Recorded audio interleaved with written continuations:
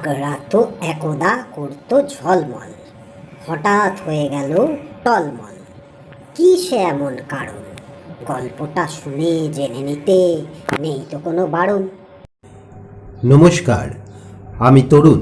আপনাদের সবাইকে ভালোবাসা জানিয়ে আজ আমি আপনাদের পড়ে শোনাচ্ছি প্রেমেন্দ্র মিত্র রচিত একটি ঘনাদা কাহিনী, আগড়া যখন টলমল।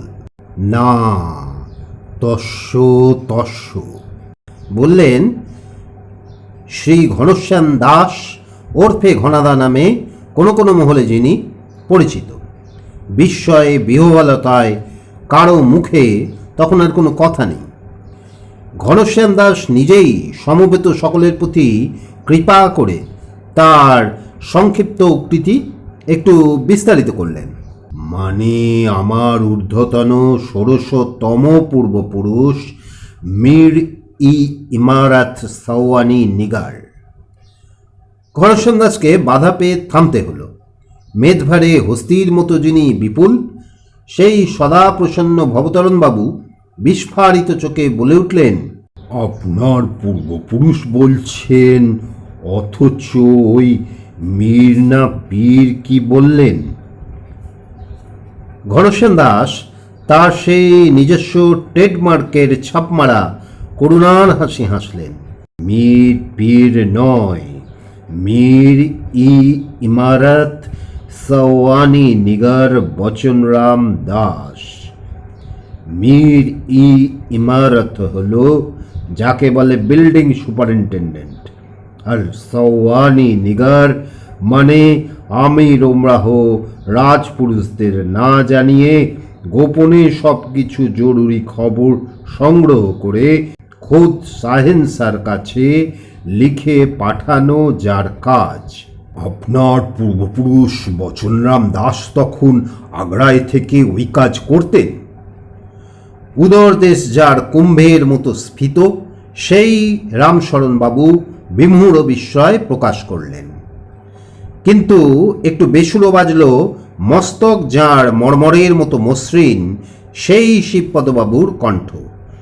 অবিশ্বাস ও বিদ্রুপের রেশটুকু গোপন না করে তিনি বললেন, সবই বুঝলাম, কিন্তু আপনার পূর্বপুরুষ ওই মীর ই ইমারত সাওয়ানি নিগার বচনলাল না বচনরাম তখন আগ্রায় না থাকলে ভারতবর্ষের ইতিহাসই অন্যরকম লেখা হতো বলছেন।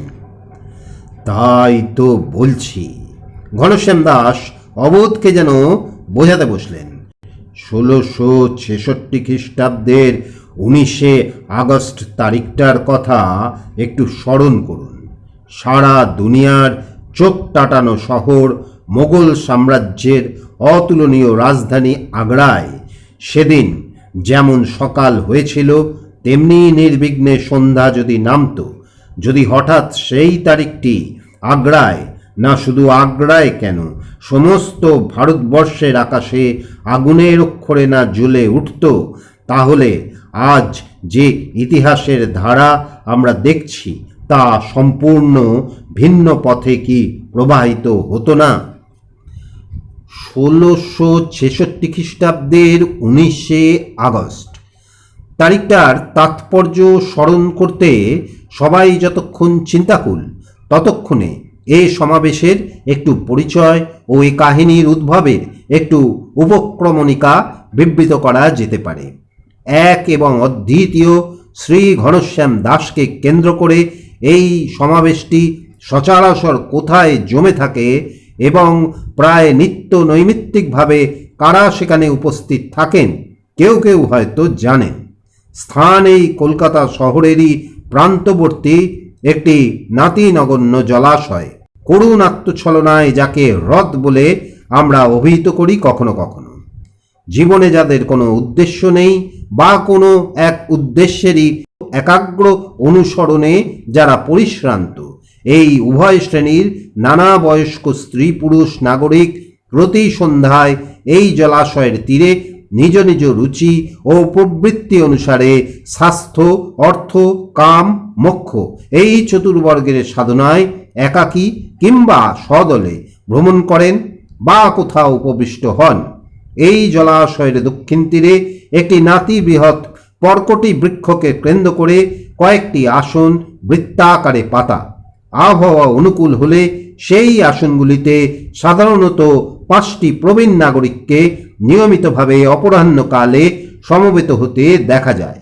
তাদের একজনের শিরশোভা কাশের মতো শুভ্র, দ্বিতীয়ের মস্তক মর্মরের মতো মসৃণ, তৃতীয়ের উদরদেশ কুম্ভের মতো স্ফীত, চতুর্থ মেদভারে হস্তির মতো বিপুল এবং পঞ্চমজন উষ্ট্রের মতো শীর্ণ ও সামঞ্জস্যহীন।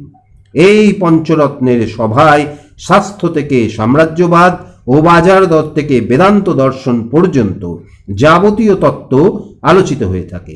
আলোচনার প্রাণ অবশ্য শ্রী ঘনশ্যাম দাস, প্রাণান্ত তিনি, কারণ সকল বিষয়ে শেষ কথা তিনিই বলে থাকেন এবং তার কথা যখন শেষ হয় তখন আর কারো কিছু বলবার থাকে না। থাকলেও ঘনশ্যাম দাসের সামনে নিজস্ব মতামত প্রকাশ করা নিরাপদ নয়। কোথা থেকে কি অশ্রুতপূর্ব উল্লেখ ও উদ্ভট উদ্ধৃতি তিনি দিয়ে বসবেন সেই ভয়ে সকলেই অল্প বিস্তর সন্ত্রস্ত।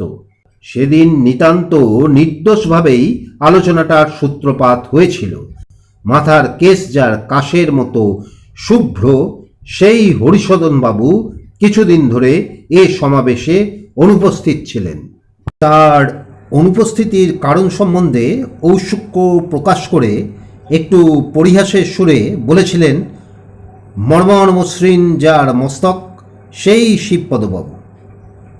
হে মশাই, আমাদের যে ভুলেই গেছিলেন, ডুব মেরেছিলেন কোথায়? না, এইখানেই ছিলাম। হরিসদনবাবুকে কেমন যেন অস্বাভাবিক রকম কুণ্ঠিত মনে হয়েছিল। এইখানেই ছিলেন, অসুখ বিসুখ করেনি নিশ্চয়? কুম্ভের মতো উদরদেশ যার ফিত সেই রামশরণবাবুর জিজ্ঞাসা। না, অসুখ বিসুখ নয়। হরিশনবাবু যেন আরও লজ্জিত। এবার সবার সকলেই কিঞ্চিত বিস্মিত। অসুখ বিসুখ নয়, তবু পঞ্চরত্নের একজন স্বেচ্ছায় এই সান্ধ্য সমাবেশে অনুপস্থিত, এ তো অবিশ্বাস্য ব্যাপার। তাহলে সত্যি ডুব মেরেছিলেন বলুন? শুধালেন মেদভারে হস্তির মতো যিনি বিপুল সেই ভবতরণবাবু। কিসে? নিরীহ নির্বিবাদী ভবতরণবাবুকেই যেন ভরসা করে হরিসদনবাবু তাঁর অন্তর্ধান রহস্যটা জানাতে পারলেন। এই মানে একটু পড়ালেখা করছি কিছুদিন থেকে, সলজ্জভাবে স্বীকার করলেন হরিসদনবাবু। লেখাপড়া নয়, হরিসদনবাবু শব্দটা পড়ালেখা বলে যে উচ্চারণ করেছেন তা লক্ষ্য করেছিলেন বোধহয় সকলেই। প্রথমত সে কারণে, দ্বিতীয়ত হরিসদনবাবু এই বয়সে হঠাৎ পড়ালেখায় মেতে তার সবচেয়ে প্রিয় মজলিসে আশাও বন্ধ করতে দ্বিধা করেননি উপলব্ধি করে সকলেই অতঃপর অত্যন্ত কৌতূহলী।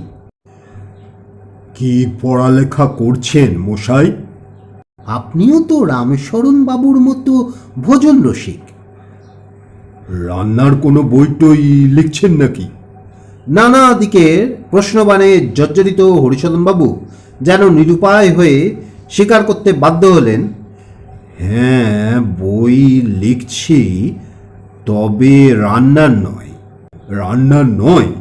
সকলে বিস্মিত। তবে কিসের? আর রান্নার বই লেখা তো খুব সোজা, জনৈকের মন্তব্য। দেশি বিলেতি নানা বই থেকে টুকে মেরে দাও। তবে রান্নার বইয়ের তেমন কাটতি নেই।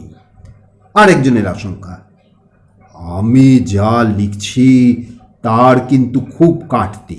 হরিসদনবাবু একটু উৎসাহ ভরেই এবার জানিয়েছিলেন, কি লিখছিলেন কি তাই শুনি না? স্বয়ং ঘনশ্যামবাবুর প্রশ্ন। ঐতিহাসিক উপন্যাস। সকলেই বিস্মিত ও নীরব। হরিসদনবাবু সকলের বিস্মিত বিমূঢ় দৃষ্টির সামনে অত্যন্ত অপ্রস্তুত হয়ে কৈফিয়ত দেবার চেষ্টা করছিলেন। সেদিন ঐতিহাসিক উপন্যাসের কথা হচ্ছিল না?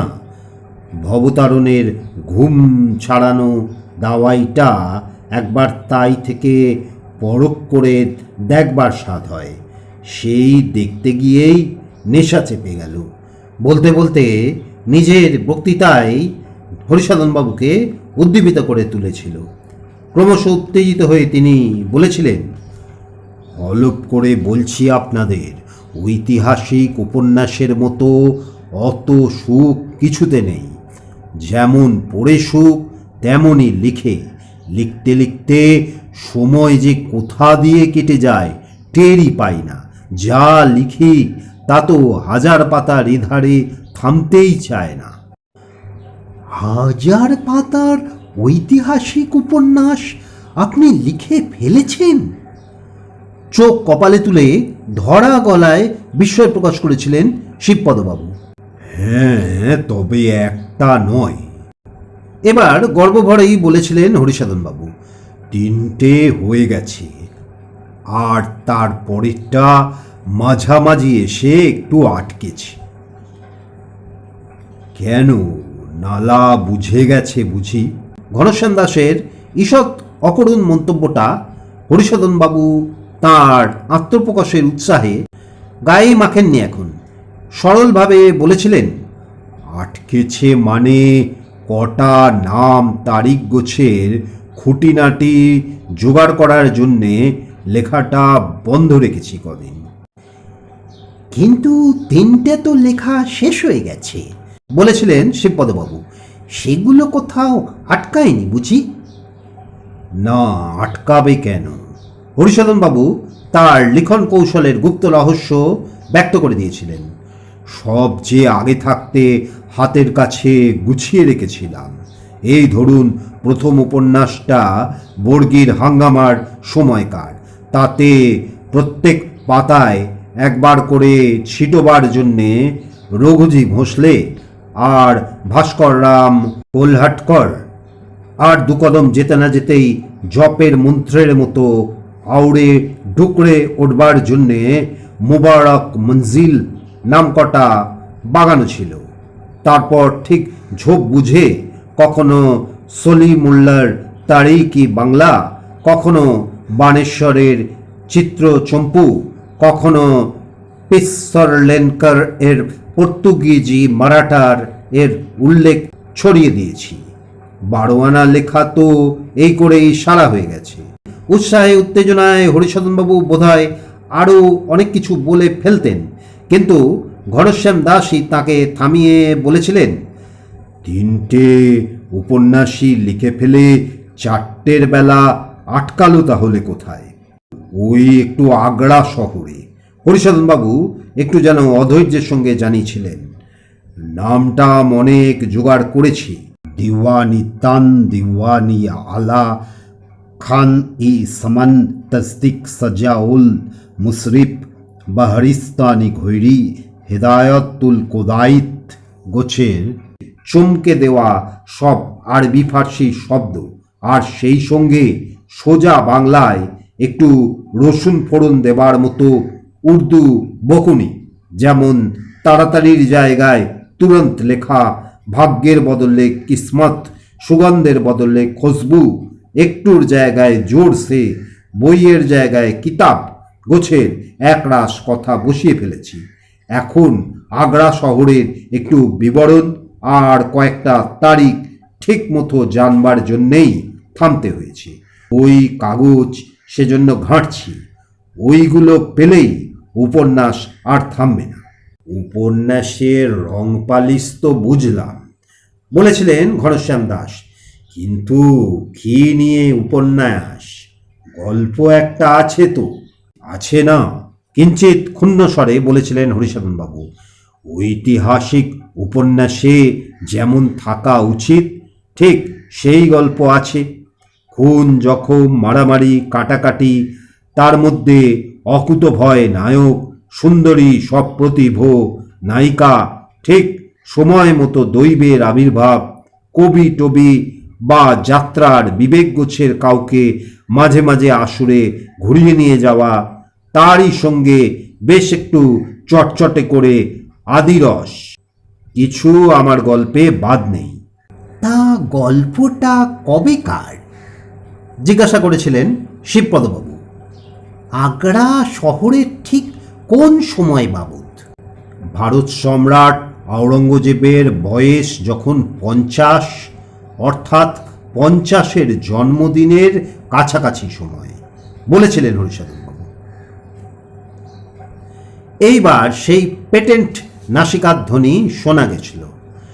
সকলে সচকিত হয়ে ঘনশ্যাম দাসের দিকে চাওয়ার পর তিনি একটু চিন্তিতভাবে বলেছিলেন, সময়টা ভালোই বেছেছেন, কিন্তু তার মান রাখতে পারবেন কি? আগ্রা আর সেই সঙ্গে সমস্ত মোগল সাম্রাজ্যের ভিত ওই সময়কার একটি তারিখেই প্রথম মোক্ষম নাড়া খেয়ে চিরকালের মতো আলগা হয়ে যায়। অবশ্য সেই তারিখটায় ওই আগ্রা শহরে একটি মানুষ যদি উপস্থিত না থাকতেন, তাহলে ইতিহাস কোন পথে যেত কিছু বলা যেত না। হয়তো অন্যভাবেই সেই ইতিহাস লেখা হতো। একটু থেমে দীর্ঘশ্বাস ফেলার মতো একটা শব্দ করে ঘনশ্যাম দাস আবার বলেছিলেন, কিন্তু সেসব আর আপনারা জানবেন কোথা থেকে? বচনরাম দাসের নামই তো আপনারা শোনেননি বোধহয়। না, শুনেছি বলে তো মনে পড়ছে না। শিবপ্রদবাবু ভ্রু কুঞ্চিত করে জিজ্ঞাসা করেছিলেন, বচনরাম দাস বলছেন? তিনি আপনারই কেউ হবেন নাকি? প্রপিতামহ বা তার উপরে অতিবৃদ্ধ কেউ? না, তস্য তস্য, তখনই বলেছিলেন ঘনশ্যাম দাস। তারপর আলোচনাটা যে 1666 খ্রিস্টাব্দের 19শে আগস্ট তারিখটার তাৎপর্য বোঝাবার চেষ্টায় এসে থেমেছে, সে বিবরণ আগেই দেওয়া হয়েছে। মস্তক যার মর্মরের মতো মসৃণ, সেই ইতিহাসের অধ্যাপক শিবপদবাবু প্রথম আধারে আলোক দেখতে পেলেন। 1666 খ্রিস্টাব্দের 19শে আগস্ট। তিনি কপাল কুঞ্চিত করে বললেন, সেদিনই শিবাজি আগ্রা থেকে পালিয়েছিলেন না? হ্যাঁ হ্যাঁ, ওই তারিখেই। সোৎসাহে শিবপ্রদবাবুকে সমর্থন করলেন হরিসাধনবাবু। মনেই পড়ছিল না এতক্ষণ, অথচ খাতায় আমি টুকে রেখেছি তারিখটা, উপন্যাসে এক জায়গায় সুবিধা মাফিক লাগিয়ে দেব বলে। নিহাত এক জায়গায় লাগিয়ে দেবেন ভেবেছিলেন তারিখটা। ঘনশ্যাম দাসের তীক্ষ্ণ শ্লেষটা হরিসাধনবাবুর কানেও এবার বিঁধল। কেমন একটু থতমত খেয়ে বললেন, কেন? লাগিয়ে দেওয়া অন্যায় হবে? হ্যাঁ হবে। দাসমশাইয়ের স্বর যেন চাবুক। তলোয়ার দিয়ে কুটনো কোটা যেমন অন্যায়, কামান দিয়ে মশা মারা, চন্দন কাঠে চুলো ধরানো, মুক্ত দিয়ে ঘুঁটি খেলা। ভারতবর্ষের ইতিহাসের ওই তারিখ শুধু একবার উপন্যাসে উল্লেখ করেই ভুলে যাবেন? 1857 সাল নিয়ে আপনি গল্প লিখবেন শুধু কলকাতার বাবুবিলাসের। 1942 সাল পার হয়ে যাবেন ইঙ্গবঙ্গ পাড়ার কেচ্ছাই শুধু গাইতে গাইতে। সবাই নীরব হতভম্ব। হরিসাধনবাবু তো অপরাধতার ঠিক না বুঝেও লজ্জায় অধবদন। প্রথম সাহস সঞ্চয় করে শিবপদবাবুই বললেন, তারিখটা ভারতের ইতিহাসে ভুলবার নয় জানি, কিন্তু তারিখের সঙ্গে আপনার সেই পূর্বপুরুষ বচন নামের সম্বন্ধ কি? তিনি তখন আগ্রায় না থাকলে কি ও তারিখটা পাঁজি থেকে বাদ যেত? না শিবাজি আগ্রা থেকে পালাতেন না? শিবপ্রদবাবু কথার শেষে হুলটুকু প্রায় অজান্তেই না রেখে পারলেন না। হুলের বদলে ছবলি বুঝি আসে ঘনশ্যাম দাসের। সবাই যখন সেই ভয়েই সন্ত্রস্ত, তখন ঘনশ্যাম দাস অপ্রত্যাশিত উদারতায় সকলকে অবাক করে দিলেন। হুলটুকু যেন টেরই না পেয়ে বললেন, না, ও তারিখ পাঁজি থেকে বাদ যেত না, আর শিবাজিও আগ্রা থেকে ঠিকই পালাতেন। কিন্তু এদিকে পশ্চিম, ওদিকে দক্ষিণ দিকের খুফিয়ান বিস আর হরকরাদের পাঠানো উল্টো পাল্টা গুপ্ত খবরে আগ্রার দরবারে আলমগীরের তাহলে মাথা খারাপ হবার জোগাড় হতো না। ফৌজদার আলী কুলি আর তার অনুচরেরা বারবার দিন দুপুরে ভূত দেখতেন না। সুরাটের বৈদ্য কুলতিলক দ্বিজোত্তম নাভা তার সুরাটের প্রাসাদোপম ভবনে বারাণসী ধামের এক অত্যাশ্চর্য দৈবানুগ্রহের কাহিনী সকলকে নিত্য শোনাতেন না। আর সেদিনের টলমল আগ্রা শহরের ভিত্তিমূলেই দারুণ আঘাত পেয়ে মোগল সাম্রাজ্য অত তাড়াতাড়ি ধ্বংস পেত না। তা না পেলে কোথায় থাকত তুচ্ছ একটা সাগর পাড়ের হিমেল দ্বীপের রাঙামুখ কটা সওদাগর? এই ভাগীরথীর কাদামাটির তীরে শেকড় গাঁদবার আগে কালাপানির জলেই কবে তাদের ইতিহাস তলিয়ে যেত। এত কিছু সব হতে পারেনি শুধু ওই তারিখে আপনার পূর্বপুরুষ বচনরাম আগ্রায় হাজির ছিলেন বলে। অকপট বিস্ময় বিমূঢ়তা ফুটে উঠেছে মেদভারে হস্তির মতো যিনি বিপুল সেই ভবতরণবাবুর কণ্ঠে। আসলে তিনি থাকাই হয়েছেটা কি? ইতিহাসের অধ্যাপক শিবপদবাবুর গলাটা এখনো বেসুরো। সম্ভ্রমের চেয়ে সন্দেহটাই যেন তার মধ্যে প্রধান।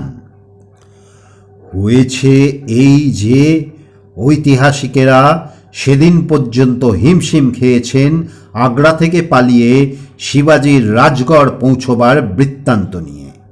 দাসমশাই অনুকম্পা ভরে হেসে বললেন, 1616 12ই সেপ্টেম্বর না আরও 2 মাস পরে 11ই নভেম্বর তিনি রাজগড়ে ফিরেছেন, তাই ঠিক বলা সম্ভব হয়নি। কৃষ্ণাজি অনন্ত সভাসদের শিব ছত্রপতি চেন চরিত্র আর তারিখই শিবাজির বিবরণে গরমিল রয়েছে। ঔরঙ্গাবাদ থেকে এক গুপ্তচর খুফিয়ান বিশ হিসেবে দিল্লিতে যে চিঠি পাঠিয়েছে তার খবরের সঙ্গে জেধে শাকাবলির বিবরণের সামঞ্জস্য হয়নি। সেই সঙ্গে অখণ্ড প্রতাপ মোগল সাম্রাজ্যের প্রখর পাহারার শ্রেণদৃষ্টিকে উপেক্ষা করে খগরাজের কাছে মুশিকের ন্যায় অকিঞ্চিৎকর শিবাজি ভোঁসলের এই অবিশ্বাস্য পলায়নের যাত্রাপথকে নির্দেশ করে বিচিত্র নানা কাহিনীর ধারা জন্ম নিয়েছে।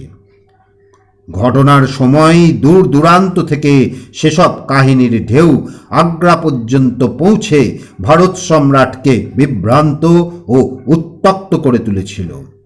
শিবাজি কী কৌশলে তার মোগল দুশ্মনদের চোখে ধুলো দিয়ে পালিয়েছিলেন স্কুল পাঠ্য ইতিহাসেও তার উল্লেখ মিলবে। পূজার নৈবেদ্যের নামে পাঠানো মিষ্টান্নের ঝুড়ির মধ্যে লুকিয়েই তিনি আর তার ছেলে শম্ভুজি পাহারাদারদের এড়িয়ে তার বন্দি শিবিরের বাইরে যান ঠিকই, কিন্তু তারপর কি করেছিলেন তিনি? কোন পথে রওনা হয়েছিলেন নিজের রাজ্যের দিকে? ঔরঙ্গজেবের সতর্ক পাহারার ব্যবস্থায় তো কোনো ত্রুটি ছিল না। বন্দি শিবিরে জয় সিংহের পুত্র রাম সিংহের নিজস্ব রাজপুত অনুচরেরা শিবাজিকে পাহারা দেবার জন্য মোতায়েন। দিবা রাত্রি তারা ঘিরে থাকে শিবাজির শিবির।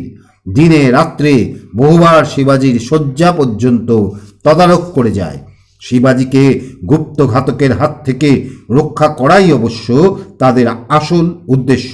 রাজপুত প্রহরীদের দ্বারা শিবাজির বন্দি শিবির ঘিরে শহর কোতোয়াল, সিদ্দি ফুলাদ, জিনসি আর দস্তি নামে কামান বন্দুক নিয়ে এক বিরাট বাহিনীকে পাহারায় রাখবার ব্যবস্থা করেছিলেন। তা সত্ত্বেও পালিয়ে শিবাজি হঠাৎ অমন নিশ্চিহ্ন হয়ে গেলেন কি করে? শিবাজির পালানোর খবর জানাজানি হয়েছিল প্রায় 14 ঘন্টা পরে। এই 14 ঘন্টা সময় হাতে পেয়েই শিবাজি কিন্তু যেন হাওয়ায় মিলিয়ে গেলেন মনে হয়েছে। খবর পাওয়া মাত্র ঔরঙ্গজেব এক মুহূর্ত সময় নষ্ট করেননি। আগ্রার সবচেয়ে সেরা ঘোড়ায় চড়ে ওস্তাদ সওয়ারেরা দিকবিদিকে ঝড়ের বেগে ছুটে গেছে শিবাজির সব পালাবার রাস্তা বন্ধ করবার নির্দেশ জানাতে। মালওয়া খান্ডেশের ভেতর দিয়ে শিবাজির দক্ষিণ দিকে যাবার সম্ভাবনা বেশি। সেদিকের সমস্ত ফৌজদারদের সতর্ক করে দেবার ব্যবস্থা হয়েছে যত তাড়াতাড়ি সম্ভব। তবু শিবাজিকে ধরা সম্ভব হয়নি। প্রথম উড়ো খবর এসেছে মথুরা থেকে। ঔরঙ্গজেব সে খবর বিশ্বাস করতে পারেননি। শিবাজিকে সেখানে নাকি সন্ন্যাসীর বেশে দেখা গেছে একদিন। মথুরা আগ্রার উত্তরে। শিবাজির কি ভীমরতি ধরেছে যে ঔরঙ্গজেবের সেপাইরা ডালকুত্তার মতো তার সন্ধান করছে জেনেও দক্ষিণে নিজের রাজ্যের দিকে না ছুটে উত্তরে রওনা হবেন? প্রথমে খবরটায় বিশ্বাস না হলেও পরে শিবাজির এটা একটা সূক্ষ্ম চাতুরি বলেই সন্দেহ হয়েছে। সবাই যখন দক্ষিণের দিকে তাকে ধরবার জন্যে বিনিদ্র পাহারায় আছে, তখন উত্তরে যাওয়াই সবচেয়ে বুদ্ধিমানের কাজ। শিবাজির ফন্দি যে এরকম কিছু হতে পারে তার প্রমাণও যেন পাওয়া গেছে। উত্তরে নয়, এবার পূর্বাঞ্চল থেকে শিবাজিকে ছদ্মবেশে ইলাহাবাদে দেখা গেছে বলে লিখে পাঠিয়েছেন এক হরকড়া। বারাণসী ধামে গঙ্গার ঘাটে একদিন সকালে শোরগোল উঠেছে শিবাজি ধরা পড়েছেন বলে। সংবাদটা সত্য নয় জানা গেছে তারপর। সত্য মিথ্যা বিচারই কঠিন হয়ে উঠেছে এবার। গয়া এমনকি সুদূর পুরী থেকেও শিবাজিকে সচক্ষে দেখার খবর লিখে জানিয়েছে অনেকে। কিন্তু ওই পর্যন্তই। শিবাজি যেন ভোজবাজিতে নানা জায়গায় হঠাৎ দেখা দিয়ে আবার শূন্যে বিলীন হয়ে গেছেন। ওদিকে আবার ঔরঙ্গাবাদ থেকে এক খফিয়ান বিশের যে গোপন চিঠি 1666-র 14ই নভেম্বর দিল্লি এসে পৌঁছেছে, তাতে আগ্রা থেকে পালাবার 25 দিন বাদেই শিবাজি রাজগড়ে পৌঁছে গেছেন বলে খবর দেওয়া হয়েছে। মথুরা, এলাহাবাদ, বারাণসী, গয়া, পুরী হয়ে গন্ডোয়ানা, হায়দরাবাদ ও বিজাপুরের পথে দিনরাত্রি ঘোড়া চালিয়েও তো 25 দিনে আগ্রা থেকে রাজগড়ে পৌঁছনো অসম্ভব। আগ্রা থেকে রাজগড় পর্যন্ত নাকের সোজা উড়ে যেতেই 670 মাইল। কিন্তু উড়ে না গেলে সোজা একমুখো হয়ে তো চলা যায় না। রাস্তায় পাহাড়, পর্বত, জঙ্গল আছে বহু নদী পার হবার ঝামেলা। তার উপর মোগল প্রহরীদের দৃষ্টি এড়াতে জানা সুগম পথ ছেড়ে দুর্গম ঘুরের পথে যাওয়ার প্রয়োজন। সরল লেখায় যা 670 মাইল, আসলে তা 1000 মাইলের ওপর গিয়ে দাঁড়ায়। আর মথুরা, বারাণসী, গয়া, পুরীর রাস্তায় তো কমপক্ষে কয়েক হাজার মাইল। শিবাজি কোন পথে রাজগড়ে গেছেন তাহলে? ঔরঙ্গাবাদের গুপ্তচরের খবর যদি ঠিক হয়, তাহলে কাশী, ইলাহাবাদ, পুরী হয়ে 25 দিনে তার রাজধানীতে পৌঁছানো অসম্ভব। এ পথে যদি না গিয়ে থাকেন, তাহলে অত জায়গা থেকে শিবাজিকে অত লোকের দেখার গুজব ওঠে কি করে? সব গুজবই তো আজগুবি বলে উড়িয়ে দেওয়া যায় না। অত্যন্ত নির্ভরযোগ্য কয়েকটি খবরের উৎসও আছে। যেমন খাফি খাঁ সুরাটের যে ব্রাহ্মণ চিকিৎসকের কথা লিখেছেন, তার বিবরণ অবিশ্বাস করবার নয়। ব্রাহ্মণের নাম নাভা। সুরাটে তার বিরাট জমকালো প্রাসাদ গোছের বাড়ি। যে বাড়ি কেনার রহস্য যে তার কাছে যায়, তাকেই তিনি কৃতজ্ঞ চিত্তে শোনান। সে বাড়ি নিজের চিকিৎসার উপার্জনে তিনি তৈরি করেননি। তীর্থ করতে তিনি কাশী গেছিলেন। আশ্বিনের তখন শেষ। একদিন ভোরবেলা অন্ধকার থাকতে গঙ্গায় তিনি স্নান পূজা পাঠ করতে নেমেছেন হরিশ্চন্দ্রের ঘাটে। ঘাট তখন নির্জন। মাথায় পাকড়ি আর গায়ে মুড়িসুড়ি দিয়ে চাদর জড়ানো একটি লোক হঠাৎ তার কাছে এসে জিজ্ঞাসা করেছে, আপনি ব্রাহ্মণ? আচার্য নাভা সবিস্ময়ে মাথা নেড়ে জানিয়েছেন, হ্যাঁ। লোকটি কোমরের একটি থলি খুলে এক মুঠো মণিমুক্ত আশরফি আর হুন তার হাতে ভরে দিয়ে বলেছে, শিগগির আমায় তর্পণ করান। নাভা বিমূঢ়ভাবে সেই অবিশ্বাস্য সম্পদ বস্ত্রপ্রান্তে বেঁধে অপরিচিত লোকটিকে গঙ্গা তীরে তর্পণ করাতে বসেছেন। তর্পণ করতে করতেই কোথায় গোলমাল শোনা গেছে ঘাটের ওপরে। লোকটি হঠাৎ নাভার কোষাকুষি কমণ্ডলু নিজের কাছে টেনে নিয়ে চাপা গলায় বলেছে, এবার আমি আপনাকে তর্পণ করাচ্ছি। ভক্তি ভরে হাত জোর করে বসুন। হতভম্ব হয়ে নাভা তাই করেছেন। ঘাটের উপরে খোলা তলোয়ার হাতে নগররক্ষী সেপাই আর মহল্লার দারোগাকে এবার দেখা গেছে। তারা নিচে নামতে শুরু করেছে। অজানা লোকটি তার আগেই গায়ের চাদর খুলে ফেলেছে।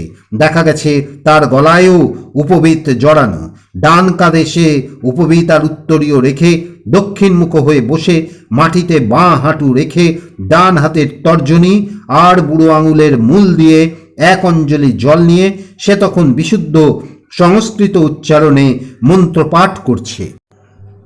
ওং যমায় ধর্মরাজায় মৃত্যবে চ অন্তকায় চ বৈশ্যভূতায় কালায় সর্বভূতক্ষরায় চ ওণ্ডম্বরায় দধমায় নীলায় পরমষ্ঠিনে বৃকোদরায় চিত্তায় চিত্রগুপ্তায় বৈ নমঃ। সেপাই আর দারোগা ঘাটের নিচে এসে দাঁড়িয়ে দুজনকেই লক্ষ্য করেছে কিছুক্ষণ। অজানা লোকটি তখন নমতর্পণ সেরে প্রত্যাবাহন শুরু করেছে। ওং উষন্তস্তা নিবিমবুষন্ত সমাধিমহি উষন্ন শতআবাহ পৃত্তিন হবিষে অন্তবে। মন্ত্রপাঠের মাঝখানেই অধৈর্য হয়ে মহল্লার দারোগা আচার্য নাভাকে জিজ্ঞাসা করেছে তারা গঙ্গার ঘাটে নামবার পর আর কাউকে এদিকে আসতে দেখেছেন কিনা। ব্রাহ্মণকে মিথ্যা কথা বলতে হয়নি। তিনি বিনা দ্বিধায় জানিয়েছেন যে তারা দুজন ছাড়া এ ঘাটে এ পর্যন্ত আর কেউ আসেনি। দারোগা আর সেপাইরা তারপর চলে গেছে। অজানা লোকটির দিকে একবার দিকপাতও করেনি। ব্রাহ্মণ অজানা লোকটির দিকে চেয়ে এবার তীব্র কৌতূহলের সঙ্গে জিজ্ঞাসা করেছেন, কে আপনি? আপনার পিতৃ আবাহনের মন্ত্রপাঠ শুনে বুঝলাম আপনি ঋগ্বেদী কি যজুর্বেদী ব্রাহ্মণ, কিন্তু চেহারা আপনার ক্ষত্রিয়ের মতো। অনুগ্রহ করে জানাবেন আপনি কে? অজানা লোকটি একটু হেসে বলেছে, আমার মুখে নাই শুনলেন, আমি কে তা হয়তো অচিরেই জানতে পারবেন। ব্রাহ্মণ তাই পেরেছেন। লোকটি শেষ কথা বলেই হরিশ্চন্দ্রের ঘাট থেকে গঙ্গায় নেবে ডুব দিয়েছিল। একটা কালো মাথা ভোরের অস্পষ্ট আলোয় ভেসে উঠেছিল বহু দূরে গঙ্গার স্রোতের প্রায় মাঝামাঝি। সেই লোকটি হবে নিশ্চয়। ব্রাহ্মণ নিজের পূজাপাঠ সেরে ঘাটের ওপর উঠেই সেখানে সমবেত উত্তেজিত জনতার কাছে কিছুক্ষণ আগেকার শোরগোলের কারণ জানতে পেরেছিলেন। খানিক আগে স্বয়ং শিবাজি নাকি এই মহল্লায় মোগল সিপাহীদের হাতে ধরা পড়তে পড়তে বেঁচে পালিয়ে গেছেন। অকাতরে অত মণিমুক্তা হুন দান করায় অজানা লোকটিকে শিবাজি বলেই বিশ্বাস হয়েছে নাভার। সেই সঙ্গে একটু ধোঁকাও লেগেছে তর্পণের বিশুদ্ধ মন্ত্র আবৃত্তিতে। শিবাজি সারা জীবন শস্ত্র নিয়েই লড়াই করতে করতে এমন শাস্ত্র শেখবার সময় পেলেন কখন? দাসমশাই একটু থামলেন। ইতিহাসের অধ্যাপক এই ফাঁকটুকুর জন্যে যেন মুখিয়েছিলেন। দাসমশাই নীরব হতে না হতেই বলে উঠলেন, মাপ করবেন, খাফি খাঁর বিবরণ আমিও একসময় পড়েছি। আপনি যা শোনালেন তার সঙ্গে খাফি খাঁর বিবরণের মিল তো বেশি নেই। না থাকাই স্বাভাবিক, দাসমশাই তাচ্ছিল্য ভরে বললেন। খাফি খাঁর বিবরণী যে বেঠিক। তিনি সুরাটের ব্রাহ্মণ চিকিৎসক নাভার। মনে রাখবেন, উর্দু হরফের গোলমালে নামটা বাবাও হতে পারে। কাছে যা শুনেছেন তা ভালো করে সবটা বুঝতেও পারেননি। তিনি লিখে গেছেন নাভা কাশীতে এক ব্রাহ্মণের শিষ্য হয়েছিলেন। সেই ব্রাহ্মণ গুরুর কাছে কিন্তু তিনি পেট ভরে খেতে পেতেন না। ধান ভাঙতে শিবের গীতের মতো শিবাজির কথা বলতে গিয়ে গুরুর বাড়িতে নাভার খেতে না পাওয়ার গল্প বলা একেবারে অর্থহীন ও অবান্তর নয় কি? খাফি খাঁ তারপর লিখে গেছেন যে শিবাজি নাভার হাতের মুঠোয় ধনরত্ন ভরে দেওয়ার পর তাঁরই অনুরোধে নাভা শিবাজিকে কামানো, স্নান ইত্যাদি করাতে শুরু করেন। হিন্দু আচার অনুষ্ঠান কিছু জানা থাকলে ব্রাহ্মণ পুরোহিত যজমানের ক্ষৌরকর্ম করছেন এমন আজগুবি কথা খাফি খাঁ লিখতেন না। খাপি খাঁ যা লিখে গেছেন তার ভিত্তিটা খাঁটি হলেও সম্পূর্ণ সঠিক বিবরণ তিনি দিতে পারেননি। সে বিবরণ আপনি শুধু পেরেছেন? না, শিবপদবাবুর কৌতুক পেশানো বিদ্যুপের খোঁচা নয়, মাথার কেশ যার কাশের মতো শুভ্র সেই হরিসদনবাবুর মুগ্ধ সম্ভ্রমের বিহ্বলতা। মহৎ অনাসক্তিতে এ উচ্ছ্বাস অগ্রাহ্য করে দাসমশাই সবিনয়ে বললেন, শুধু আমি কেন, চেষ্টা করে হারানো আকবরাত খুঁজে বার করলে যে কেউ এ বিবরণ পেতে পারে। ইতিহাসের অধ্যাপক আবার কি যেন ফ্যাকড়া তুলতে যাচ্ছিলেন, তাকে সে সুযোগ দাসমশাই দিলেন না। তাড়াতাড়ি আগেকার কথার খেই ধরে শুরু করলেন, শুধু সুরাটের ব্রাহ্মণ চিকিৎসক নাভার বিবরণী নয়, শিবাজির দীর্ঘতর ঘোরানো পথে নিজের রাজ্যে ফেরার অন্য জোরালো প্রমাণও আছে। যেমন গোদাবরীর তীরের একটি গ্রামে এক চাষি পরিবারের অবিশ্বাস্য সৌভাগ্যের কাহিনী। এক সন্ধ্যায় এক সন্ন্যাসী দু একটি শিষ্য সামন্ত নিয়ে ওই চাষির ঘরে আশ্রয় নেয়। কুটিরের কর্ত্রী বৃদ্ধা কৃষক জননী সাধু সন্ন্যাসীদের ভালো করে খেতে না দিতে পারার আফসোসে শিবাজি আর তার দলবলকে প্রাণ ভরে গালাগাল দেয়। কিছুদিন আগেই শিবাজির এক লুঠেরা দল সে গ্রাম লুণ্ঠন করে গেছে। সন্ন্যাসী আর তার সাঙ্গপাঙ্গ নীরবে এসব অভিযোগ শুনে পরের দিন সকালে বিদায় নেয়।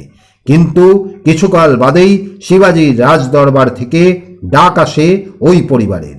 প্রাণের আশা ছেড়ে দিয়ে সে চাষি পরিবার সভয়ে গিয়ে হাজির হয় শিবাজির রাজসভায়।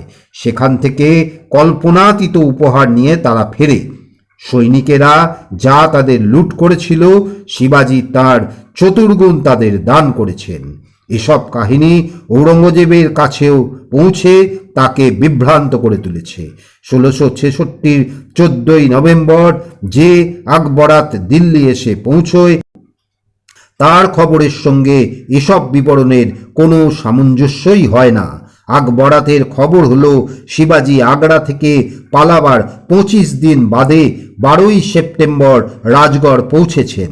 পৌঁছে বেশ কয়েকদিন তিনি অসুস্থ হয়ে শয্যাশায়ী ছিলেন। তারপর সেরে উঠে আবার অসুখে পড়েছেন। আকবরাতের খবর সত্যি হলে সমস্ত ব্যাপারটা দুর্ভেদ্য রহস্য হয়ে দাঁড়ায় বলে মনে হয়েছে ঔরঙ্গজেবের। রায়গড় থেকে মোগল গুপ্তচর শিবাজির রাজধানীতে ফেরার যে খবর পাঠিয়েছে তা ঔরঙ্গাবাদের খুফিয়ানবিশের কাছে পৌঁছতে লেগেছে অন্তত 5 দিন, আর ঔরঙ্গাবাদ থেকে দিল্লি পর্যন্ত আকবরাত আসতে 21 দিন। তার আগে শিবাজির দুবার অসুখে পড়ার সময় ধরলে সব শুদ্ধ কমপক্ষে 2 মাস আগে শিবাজির রামগড়ে পৌঁছনো মিথ্যা নয় বলেই মনে হয়। কিন্তু তা কি করে সম্ভব?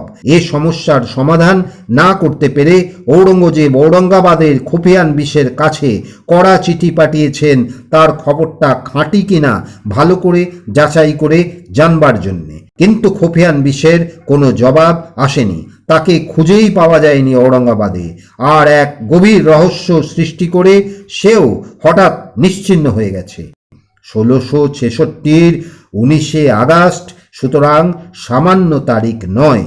আগ্রা শহর টলমল করে উঠে মুঘল সাম্রাজ্যের বনেদে ফাটল দেখা দিয়েছে সেই দিনই। অনেক দুঃখে ভারত সম্রাট ঔরঙ্গজেব তার শেষ ইচ্ছাপত্রে লিখে গেছিলেন, রাজশক্তির সবচেয়ে বড় প্রয়োজন হল রাজ্যে যা কিছু ঘটছে সব কিছুর খবর রাখা, নইলে এক মুহূর্তের গাফিলতিতে চিরকাল আফসোস করতে হয়। দেখো, উপযুক্ত হুঁশিয়ারির অভাবে শিবাজি সেই যে পালিয়েছিল তারই জন্যে অন্তিম কাল পর্যন্ত যুদ্ধ বিগ্রহের জ্বালা আমার ঘুচল না। কিন্তু সত্যি ঔরঙ্গজেবের শিবাজি সম্বন্ধে হুঁশিয়ারির কিছু ত্রুটি ছিল কি? মনে হয় না। শিবিরে শিবাজিকে দিবারাত্রি পাহারা দিয়েছে রামজিৎ সিং এর রাজপুত অনুচরেরা। শিবিরের বাইরে এক মীর অতীশের অধীনে তোপদার এক বিরাট সেনাদল সারাক্ষণ সজাগ থেকেছে। এই বেষ্টনী ভেদ করে শিবাজি পালিয়েই বা যাবে কোথায়? আগ্রার পথঘাটে সেই কথাই আলোচনা করেছে বড় ছোট সবাই। শিবাজির পলায়নের কয়েকদিন আগেকার কথা। শহর কোতোয়াল সিদ্দি ফোলাদের বাড়ি এসেছিল মীর ই ইমারত একটা জরুরি তলব পেয়ে। সিদ্দি ফুলাদ কটা বিশ্বাসী ও চৌখস হালালখোর অর্থাৎ ময়লা সাফ করার মেথড চেয়েছেন মীর ই ইমারতের কাছে। শহর কোতোয়ালের সামান্য কটা ঝাড়ুদারের জন্যে মীর ই ইমারতকে কেন তলব দিতে হয় তা বুঝতে তখনকার দস্তুর একটু জানতে হয়। প্রত্যেক মহল্লায় বাড়িঘর সাফ করবার ঝাড়ুদারেরাই ছিল কোতোয়ালের গুপ্ত খবর সংগ্রহের প্রধান চর। কোন মহল্লায় কার বাড়ির জন্যে হালালখোর দরকার শুনে মীর ই ইমারতের ঠোঁটের কোণে একটু হাসি ফুটে উঠেছে। সে হাসি ফুলাদের দৃষ্টি এড়ায়নি। অন্য কেউ শহর কোতোয়াল হলে সামান্য মীর ই ইমারতের এ বেয়াদপি সহ্য করতেন না। সিদ্দি ফুলাদ মানুষটা কিন্তু খুব খারাপ নয়, মনটা তার খোলামেলা। তাছাড়া মীর ই ইমারতকে তিনি একটু অন্য চোখে না দেখে পারেন না। তার প্রতি গোপন একটা কৃতজ্ঞতা শহর কোতোয়ালের আছে।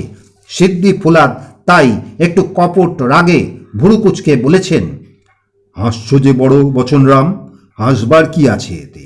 রাম সিংয়ের বাড়ি হালালখোর দরকার হয় না? হবে না কেন কোতোয়াল সাহেব? বচনরাম হাসিটুকু মুখ থেকে না মুছে ফেলেই বলেছে, তবে রাম সিং বাহাদুরের জন্যে তো নয়, হালালখোর কার জন্যে লাগাতে হচ্ছে তা তো জানি। ওই একটা নেংটিকে সামলাতে এত হাঁসফাঁস দেখে তাই একটু হাসি পায়। তাও যে নেংটি তার আপনার গর্তে নেই, খোদ শেরই হিন্দুস্থানের ডেরায় নাক বাড়াতে এসে জাঁতাকলে বন্দি। জাঁতাকল ছাড়িয়ে যদি পালায়ও তাহলে হবে কি? শাহনশাহের বিরাট রাজত্বের কোণে কানাচে পাহাড়ে জঙ্গলে কোথায় একটা দুটো নেংটি নেউল চড়ে বেড়ায় তা কি মোগল সাম্রাজ্যের মাথা ঘামাবার বিষয়? সিদ্দি ফুলাদ বচন নামের দিকে চেয়ে তার অজ্ঞতায় একটু অনুকম্পার হাসি হেসেছেন। বলেছেন, নেংটি যাকে বলছো সে যে কি জিনিস তাহলে জানো না বচনরাম। ওই নেংটির দাপটে সমস্ত দক্ষিণ ভারতে থরহরিকম্প লেগেছিল। বিজাপুর রাজ্য যায় যায় জাঁদরেল সব মোগল সেনাপতিরা নাকের জলে চোখের জলে হয়েছে এই শিবাজির রণকৌশলে। ওকে তাই অনেক ফন্দি করে মিথ্যে টোপ দেখিয়ে আগ্রায় এনে পোড়া হয়েছে। একবার এখান থেকে ছাড়া পেলে ও কি সর্বনাশ করতে পারে কেউ জানে না। বচন নামের মুখে সরল বিস্ময় ফুটে উঠেছে যেন। কথাটায় বিশ্বাস করতে যেন কষ্ট হচ্ছে। এইভাবে সে বলেছে, ওই একরত্তি মানুষটার মধ্যে এত দুশ্মনী? আমারই মতো তো খোয়া পাতলা মাঝারি মাপের চেহারা। তুমি কোথায় দেখলে শিবাজিকে? সিদ্দি ফুলাদ একটু বিস্মিত হয়ে জিজ্ঞাসা করেছেন। দেখেছি আগ্রায় যেদিন প্রথম আসে সেই দিনই। বচনরাম একটু হতাশ হওয়ার সুর ফুটিয়েছে গলায়। শহরের নানা মহল্লায় নানা গুজব শুনে ইচ্ছে হয়েছিল সচক্ষে একবার মানুষটাকে দেখবার। এমন একটা কেউকেটার ইস্তকবাল কেমন হয় তাও দেখতে চেয়েছিলাম। শহর ছাড়িয়ে তাই মানিকচাঁদের সরাই পর্যন্ত গেছিলাম। গিয়ে আফসোসই হলো, এই শিবাজি ভোঁসলের অভ্যর্থনা আগ্রা শহর তাকে রাজ্যের মধ্যেই আনেনি।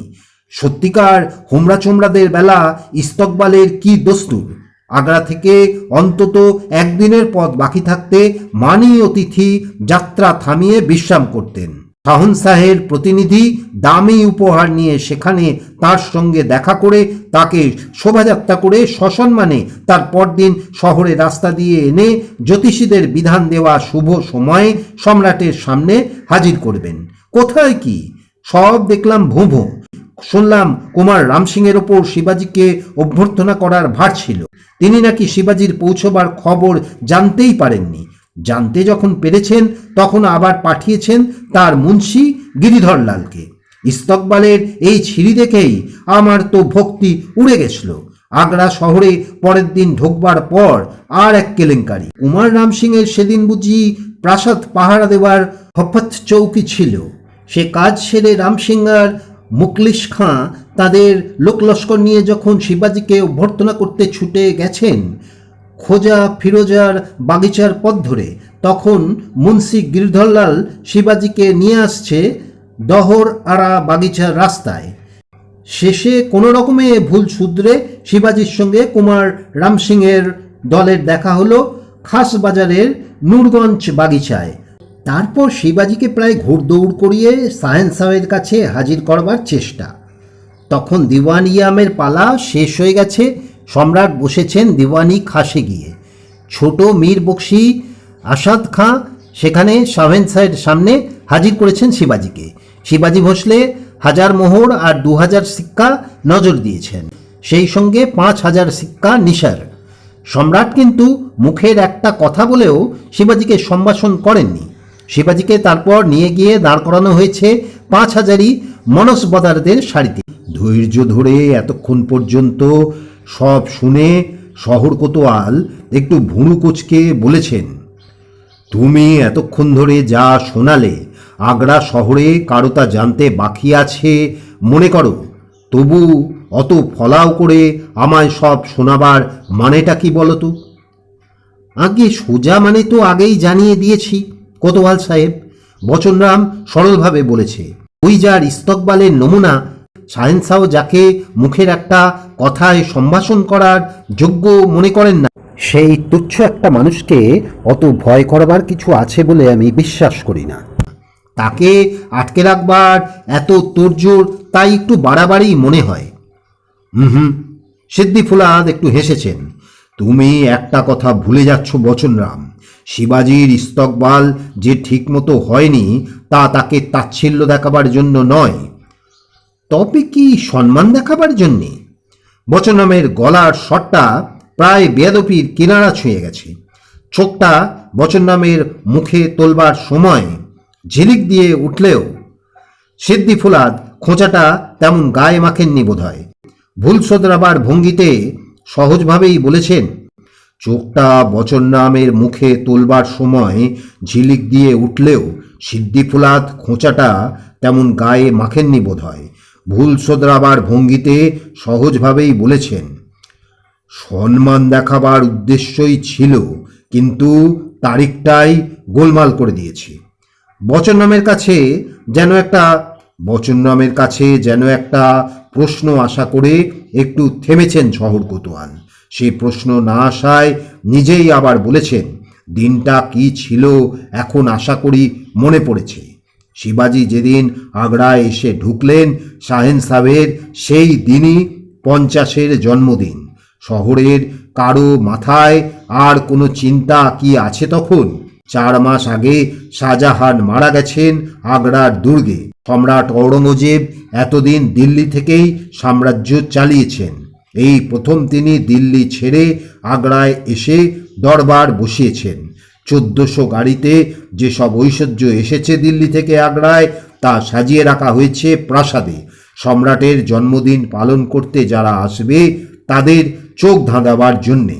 তা সত্যিই তো গ্রামবাসীর মাথা ঘুরে গেছে তৈমুর বংশের ঐশ্বর্য দেখে। বড় ছোট সবাই তখন সম্রাটের জন্মদিনের উৎসবেই মত্ত। শিবাজি যদি আগ্রায় পৌঁছতে দেরি না করতেন, যদি একদিন আগেও তিনি আগ্রায় পা দিতেন, তাহলে এ সমস্ত গোলমাল কিছুই হতো না। সম্রাটের জন্মদিনের দরুন তাকে খাতির করে আগ্রায় আনার না হয় ত্রুটি হয়েছে, কিন্তু শাহেনশাহ নিজেই যে একটা কথা বলেও তাকে মেহেরবানি করেননি, তাকে যে 5000ই মনসবদারদের সারিতে দাঁড় করানো হয়েছে, সেটাও কি জন্মদিনের গোলমালে? বচনরাম মাথা নেড়েছে। না কোতোয়াল সাহেব, যাই আপনি বোঝান, শিবাজি একটা কেউ কেটা আমি মানতে পারবো না। সামান্য একটা পাহাড়ি ভুঁইয়ার লুটেরা হয়ে দুদিন একটু পিঁপড়ের পাখা গুজিয়েছিল, সে পাখা ছেটে দিয়ে সম্রাট তাই তাকে পোকামাকড়ের সামিলি মনে করেছেন। আপনারাই মিছিমিছি শিবাজিকে ফানুসের মতো ফুলিয়ে ফাঁপিয়ে তার ভয় ভাবনায় অস্থির। এই যে জিন্সি দস্তি নিয়ে শিবাজির শিবির ঘেরাও করে রেখেছেন আগ্রার সাধারণ মানুষ, তাতে কিন্তু তাজ্জব। তারা কেউ কেউ আবার হাসে, বলে জিন্সি দস্তি মানে কামান বন্দুক লাগে ওই একটা পাহাড়ি চুহাকে আটকে রাখতে। বন্দুকছি তো নয়, নেহাত সাধারণ পাহারাদারদের যারা সামিল সেই অহস্থামও নয়, তারও চেয়ে উঁচা যত হতভাগা বেকার বাউন্ডুলেদের নিয়ে গড়া সেহবন্দি কটা সেপাই রাখলেই তো ঠান্ডা। সেহবন্দি সেপাই রাখলেই ঠান্ডা। এবার সিদ্দি ফুলাদ বচন নামকে ব্যঙ্গ করেই হেসে উঠেছেন। তারপর চোখ দুটো কুঁচকে মুখ বেঁকিয়ে বলেছেন, শহরের উটকো লোক যা বলে তোমারও তাহলে তাই ধারণা। বচন নাম চুপ করে থেকেই তার সায় জানিয়েছে। সিদ্দি ফুলাদ এবার বচন নামের প্রতিবাদে যেন নয়, নিজের ও সেই সঙ্গে সারা মোগল জাহানের অন্তরের জ্বালাটা প্রকাশ করে বলেছেন, শোনো বচনরাম, ও চুহা নয়, পাহাড়ি চিতা। ওর নিজের এলাকায় পাহাড় জঙ্গলে ও মোগল শেরকেও ঘায়েল করে। শায়েস্তা খাঁর শিক্ষাটাই মনে করো না। পুনায় ভোসলে পরিবারের নিজেদের মোকামে শায়েস্তা খাঁ তার লোক লস্কর হারেম শুদ্ধ নিয়ে আছে, তার নিজের সৈন্যবাহিনী তো আছেই, তার ওপর যশবন্ত সিংয়ের 10,000 জওয়ান। এই সব হেলায় তুচ্ছ করে শিবাজি 400 বাছাই করা অনুচরের মধ্যে মাত্র 200 জনকে নিয়ে শায়েস্তা খাঁর হারেমের ভেতর পর্যন্ত ঢুকে সব লণ্ডভণ্ড করে শায়েস্তা খাঁর বুড়ো আঙুল কেটে নিয়ে আসে। না বচনরাম, শিবাজি হেলাফেলা করবার লোক নয়, তা আলমগীর ভালো করেই জানেন। তিনি দরবারে ওকে যে একটু অগ্রাহ্য করেছেন সে শুধু পরীক্ষা করবার জন্যে। তাতে ওরকম হাত পা ছুড়ে চেঁচিয়ে সম্রাটের আর তার দরবারের অপমান করা কি শিবাজির উচিত ছিল? প্রিয় শ্রোতা বন্ধুরা, আজ এই পর্যন্ত থাক। গল্পটি বড় হওয়ায় একটি পর্বে সম্পন্ন করা গেল না। গল্পটির পরবর্তী এবং শেষ অংশ আমরা দ্বিতীয় পর্বে শুনব। ধন্যবাদ।